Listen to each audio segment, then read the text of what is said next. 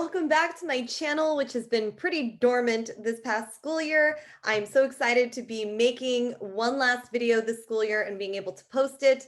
Unlike last spring when the pandemic first hit and I had a much lighter schedule this past school year with mostly being distance learning and then a transition to hybrid in person shortly before the school year ended.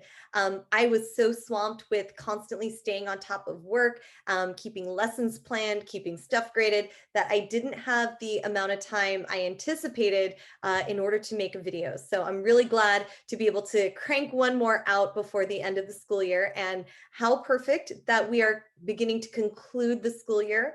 My current writers, my 8th grade writers in this 2021 school year are concluding their essays and working on getting them turned in. I am able to make a video on conclusions.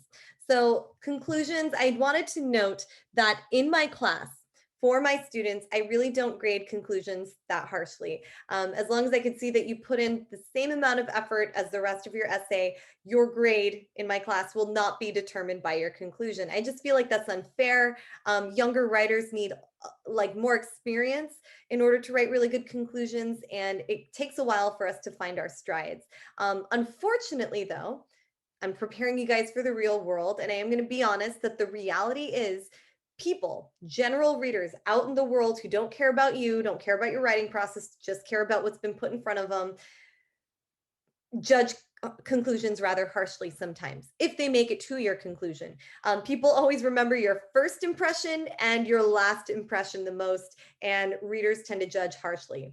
Have you ever seen a movie or read a book or watched a TV series? You invested your time in watching this movie and taking in this story, and you didn't like the ending, and then that impacted your overall feeling of the whole thing? That happens, right? Star Wars fans know this all too well. So, so that's why I think we put a lot of pressure on ourselves when we write conclusions, that they need to be really good because we know the kind of pressure that's on it. But I want you guys to know, my class, my kids, don't worry about it too much. I just want you to know that, but you don't have to write the most amazing conclusion you've ever written. You don't. It doesn't have to be for my class. In fact, I hope it's not for my class. I hope the most amazing conclusion you'll ever write is ahead of you and happens many times. Let me go ahead and start the slideshow so that I can give this lesson to you guys. I do have a break built in to this lesson somewhere, but if at any point you want to pause the video and take a break, it's a video, pause it, take a break, do what you need to do. Just like my other lessons, I have created this with 6th through 10th graders in mind. The delivery, the content of it is for as young as 6th grade, older than 10th grade, but I imagine that past 10th grade, you guys are working on slightly more advanced essay structures, but this is still great for a junior, senior college student to look at as a refresher, especially if you feel like this wasn't ever truly delivered to you in a way that you understood when you were younger. Okay, this is also great prep for the SAT, because SAT graders for those written portions do look at your conclusion and do want to see that you can write one. All right. Before I talk about conclusions, I want to remind you guys of my introduction, because conclusions and introductions are very connected. And I'm going to show you how I actually use the introduction a lot when I'm writing a conclusion. I always have it open up and ready for me to look at when I go in to write my conclusion. This is the introduction for the essay I've been using for all my other videos, the junk food persuasive essay. I do take the side of arguing in favor of junk food. As a public school teacher, I do want to give the disclaimer that I do not have a personal belief, or I'm not advocating for a particular way to vote. I just chose this side on the essay because most students do choose to argue against junk food taxes. Most students don't want to pay more for junk food, and I get that. So I use the less popular side for the sample essay for these videos. Okay, so this is my introduction. For years, people have wondered, how can we make ourselves healthier? A junk food or soda tax would be one way to do just that. Many Americans know what junk food can do to your body, yet people are still choosing chips and Pepsi over fruit bowls and water, resulting in diseases like obesity and diabetes, shortening the lives of many Americans. The United States should adopt a junk food tax because of the issue of obesity and the fact that people need help changing their buying habits. First thing I always want to point out to you guys in my introduction is my thesis statement right here, the most important sentence in my essay. I still do have my lead or hook and my summary of main points. Take note of these colors and the order they come at you. I've got blue, purple, green. My conclusion is structured very similarly to my introduction. So let's take a look at my conclusion, but before we do, the first sentence in my conclusion is going to be a thesis statement, a remodeled version of my thesis statement. So I want to take in some key points from this very important sentence. Should adopt, showing that this essay is in favor because of obesity, a health issue that I am using as a reason, and buying habits. These are the three key anchors in my thesis statement that I want to make sure are still there in my remodeled thesis. So here's my conclusion paragraph. Notice it's its own paragraph. It looks similar visually. If you don't read it, you just blur your eyes. It looks just like an introduction. It's about the same length. It's kind of what we're going for. I've got my remodeled thesis. A junk food tax would positively enhance the buying habits of Americans to choose healthier food, and this new buying habit will lead to a decrease in obesity and other negative impacts on health. So here I've got positively enhance, reinstating that this is an in favor essay, dealing with buying habits. I can use the same words there, and decrease in obesity. I've got my key anchors from my thesis statement in my remodeled, but it's not the exact same sentence as you can see. I didn't just copy and paste it over, and I'll talk more about that later.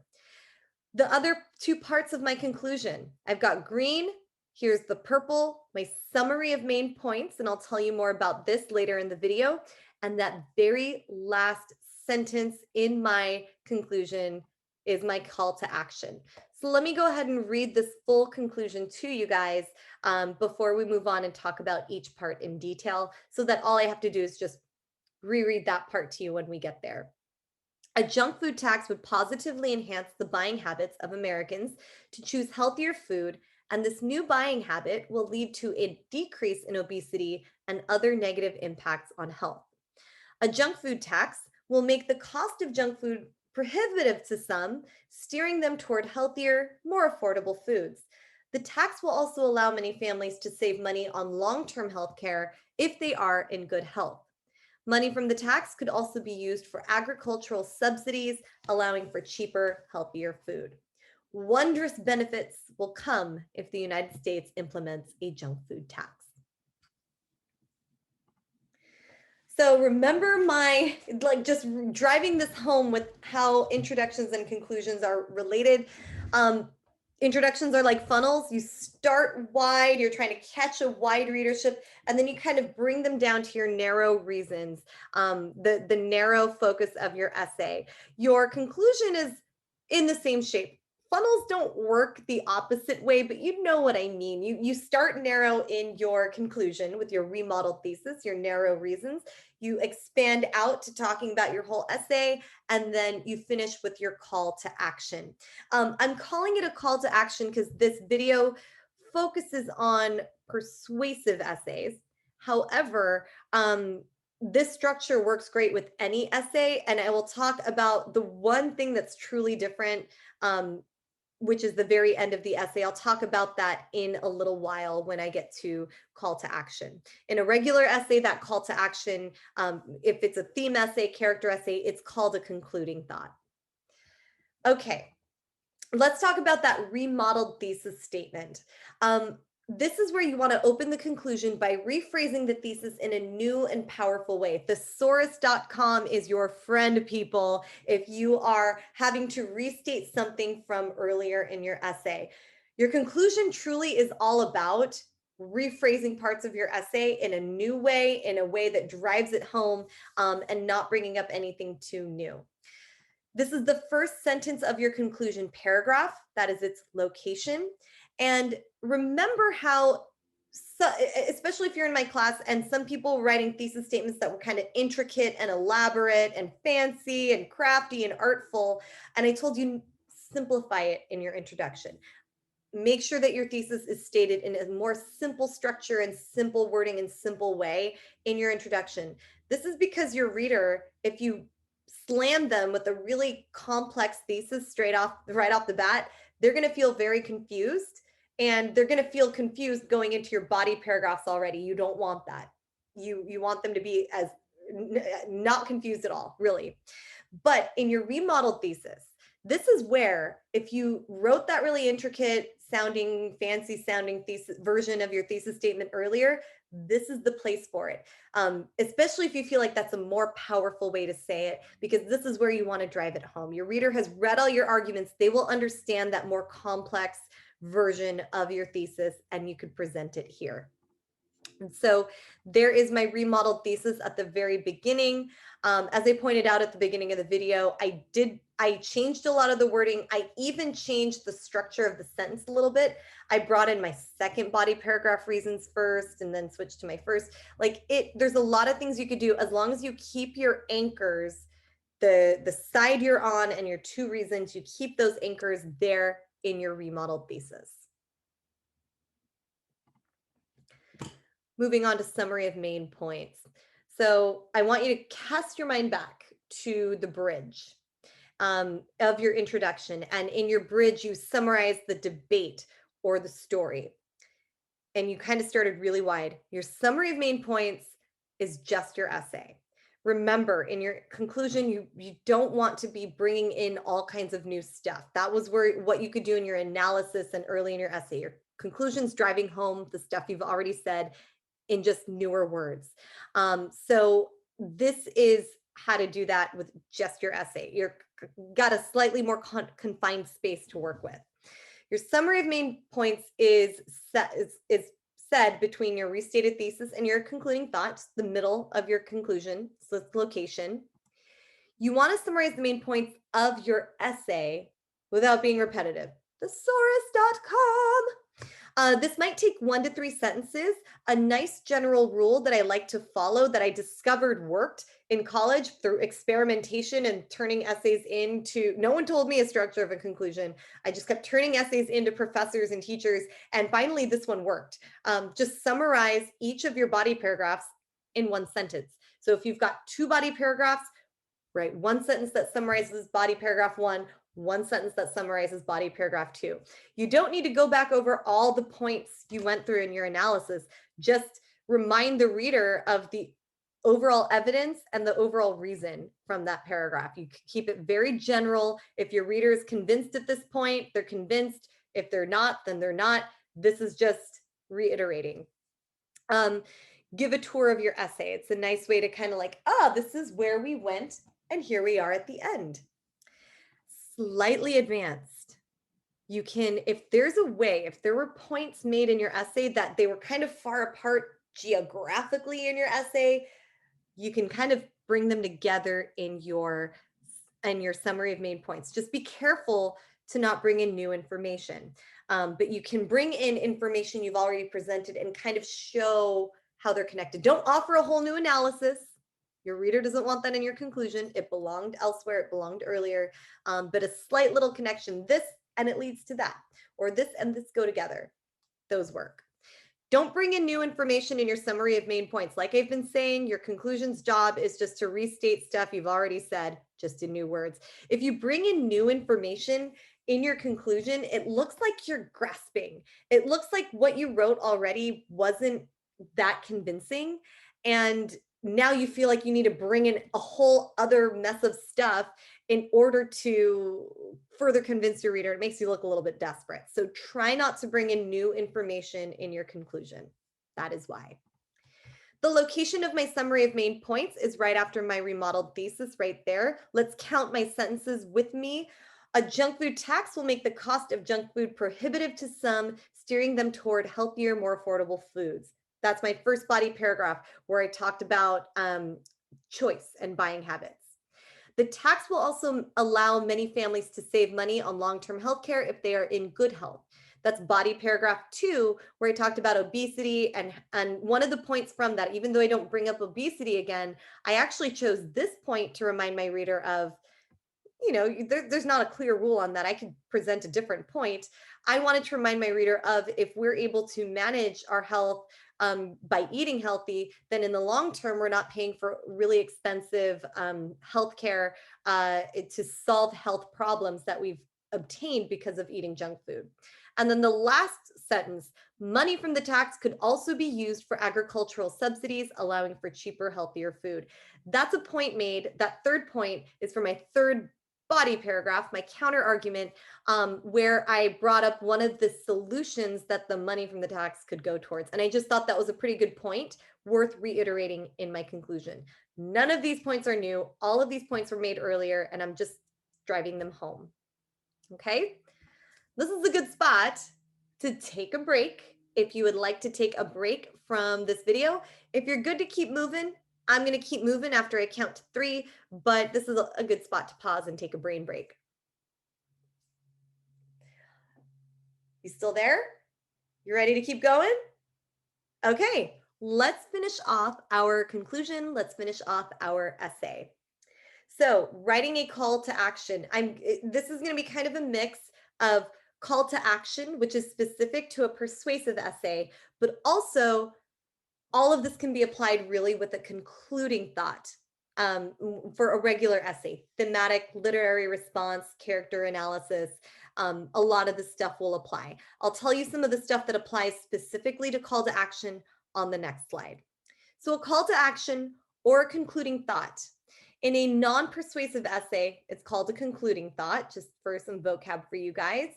It's the last sentence in your entire essay. That is its very special location.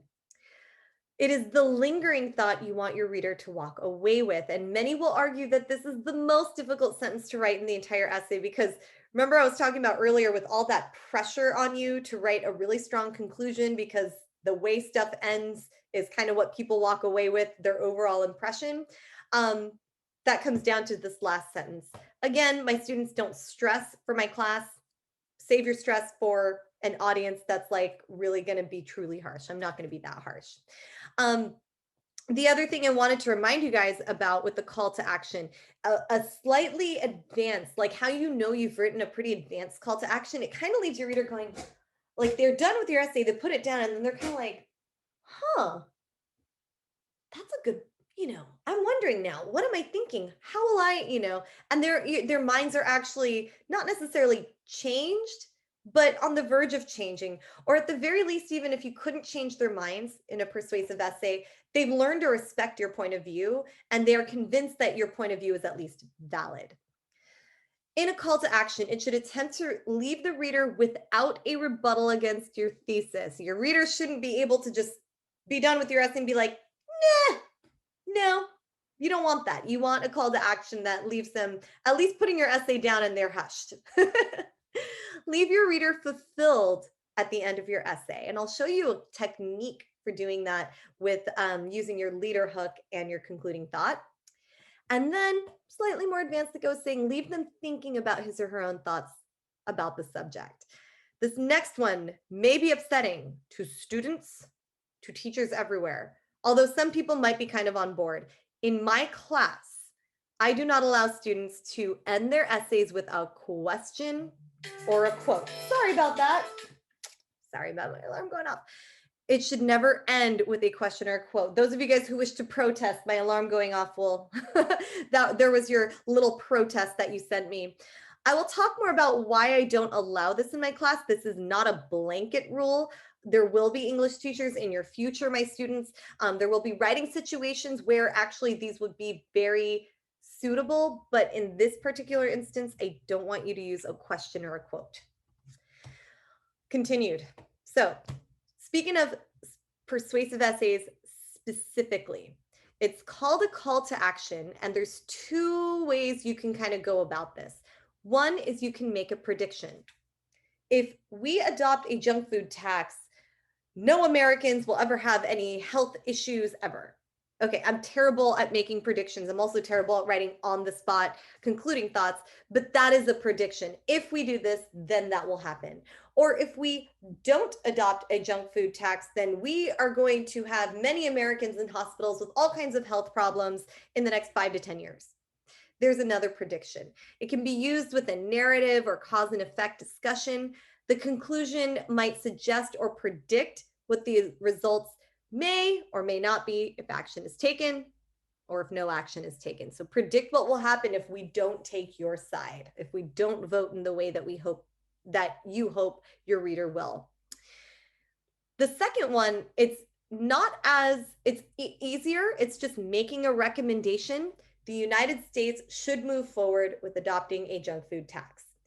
That closing thought, it stresses the actions or remedies that should be taken. It's not super fancy. It's not the most inspiring, but it gets the job done and it ends your essay. And it does fulfill everything you're going for with the concluding thought. Your reader can't refute that, or at least they're not coming straight out to refute it. They know what your side is, and it does the job. So those are the two types of calls to action you can use. Let me talk about this controversial rule I have in my class, which your concluding thought or call to action should never be a question or a quote. At the 8th grade level, which is my primary grade that I teach, or at least this year, in the last couple of years I've had 8th graders, questions tend to leave the reader feeling anxious. It was your job as the writer to answer these questions for your reader. So if you leave them with a question, they're going to be like, wait, I thought you were telling me what to think, right? They might even doubt everything that you just said. And it also feels a little dramatic and leaves the reader with room to refute. Like whenever I read something and it ends with a question, I always get the impression that the reader is maybe inexperienced and couldn't think of another way to end their paper besides putting the burden of answering the question on me. So try not to ask questions. The other thing is, if I say, don't you agree that we should adopt a junk food tax? How many of you guys immediately in your head said, no, right? If I ask a question, it leaves it open for my reader to just go, no, and just answer the question with a no. And that's that, right? At least if I say the United States should move forward with adopting a junk food tax, period. You're not immediately jumping out and feeling like you need to respond to that. Probably not, unless you feel very, very strongly about the issue. And there is such a difference in the response, the last response of your reader, if it's a question versus a statement. The next one is quotes. Quotes tend to be cheesy and unfitting and kind of a cop-out. When I see quotes at the end of papers, I get the same impression that like this reader couldn't come up with their own words to end this paper. They had to go borrow from someone else. And like, I don't know if junk food taxes was ever a thing that Martin Luther King spoke about, but would it be fitting to use a quote from like Martin Luther King or a previous president or a famous person who never dealt with junk food taxes in a junk food tax essay? It's just unfitting. And you want to speak for yourself. Now, if there's a really great quote out there that inspired you, that you're like, I'd really like to end with that quote, use it as inspiration. Don't copy it. Never copy, but you can use it as inspiration and kind of think of your own thoughts and use the message of that quote to write your own message about the topic at hand. That's one thing you can do, but don't let anyone else speak for you, especially if it's on a topic that has nothing to do with the topic you're writing about. Lastly, about quotes, when you're not letting somebody else speak for you, if you're using a quote from your research and it does pertain to the topic you're writing about, why didn't you use that quote earlier in your essay, right? If it's that great a quote that it's the last thing you want your reader to read, you probably should have presented it earlier as evidence. And that's the other reason I don't want you to use quotes as your concluding thought. So here's my concluding thought. Wondrous benefits will come if the United States implement a junk food tax. Not the strongest call to action I've ever written, but Mrs. Hulawat would give this conclusion an A. And if the rest of the essay was A level, the paper gets an A. I ended, it does the job, and I'm ready to move on with my life because this essay is done. You're not ready to move on with your life yet, though. I do have one last technique that I want to show you guys about full circle writing. And this is a really great technique to use to create a sense of fulfillment for your reader.